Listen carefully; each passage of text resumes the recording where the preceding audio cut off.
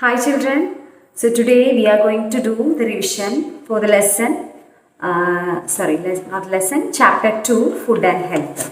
So I think 50% of this chapter you have studied already in 4th standard and the remaining part is only new for you, okay.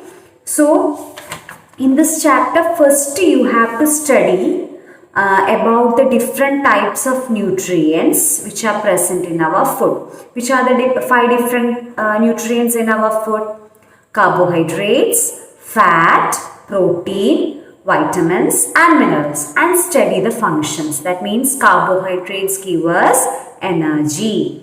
Fat, it gives us energy as well as keep our body warm. Then protein, it helps us to build up our muscles or help us to grow. Then vitamins and minerals are protecting us from falling sick.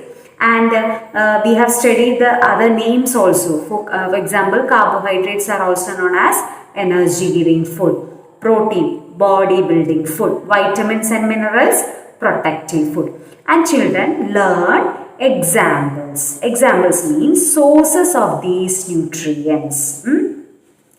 Then the next one is the need of water and roughage in our body. So what is the function of water? Then what is roughage? The undigested part of the plant food. It is known as roughage. What is the function of it in our body? That also you have to study. Then next one, what is a balanced diet? That you have studied in 4th standard. So all the nutrients together we are taking in a diet. That diet is known as a balanced diet. Then what is health? What is disease? Health is a state of complete physical and mental well-being. Then you can study different things we can do for a healthy living. For example, good postures, good exercises, regular exercises, then balanced diet, enough rest, etc. are taken to be healthy. Okay. Next, what is disease? A state in which a function or a part of the body is no longer in a healthy condition. That is known as disease. Now, from this part, it is very important because it's all are new for you, right? This year only you are studying all these. So, diseases are of 2 types. Which are they? Communicable diseases and non-communicable diseases. So what you have to study is the difference between these 2 diseases. What are non-communicable diseases? Diseases that cannot be spread from one person to another. Then you have to study what are deficiency diseases. Deficiency diseases come under non-communicable diseases. So deficiency diseases are diseases that occur due to the deficiency of certain nutrients. In that you have to study night blindness. Now, for example, night blindness. Night blindness caused due to the lack of vitamin A. Beriberi, vitamin B. Then scurvy, vitamin C. Then rickets, vitamin D. Then goiter, iodine mineral. Then anemia, iron. And you can study the food that provides such nutrients. Okay. Then you have to study what is allergy. Allergy means when some when exposure to some substances, some may not be able to. That means some will be very sensitive to such objects, substances. So they cause different types of symptoms like sneezing, itching, coughing, etc. So this condition is known as allergy. Okay.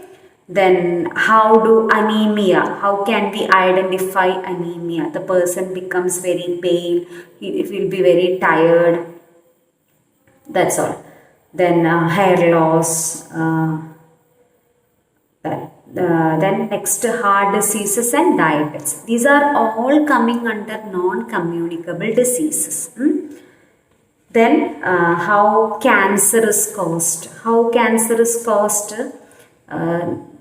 Because one reason is by smoking, alcohol consumption, etc. or environmental pollution is another cause for it. Then diabetes and arthritis. That also you have to study as non-communicable diseases. The next one is communicable diseases. In this, what you have to do is you have to study which all are bacterial diseases, which all are viral diseases, which all are fungal and protozoal diseases. All these you have studied in 4th standard. Then some diseases which are caused through direct contact with an infected person. That also you have to study some examples. Then through dirty food and water like jaundice, cholera, etc. Through insects, especially through mosquitoes. So mosquitoid diseases also you can study.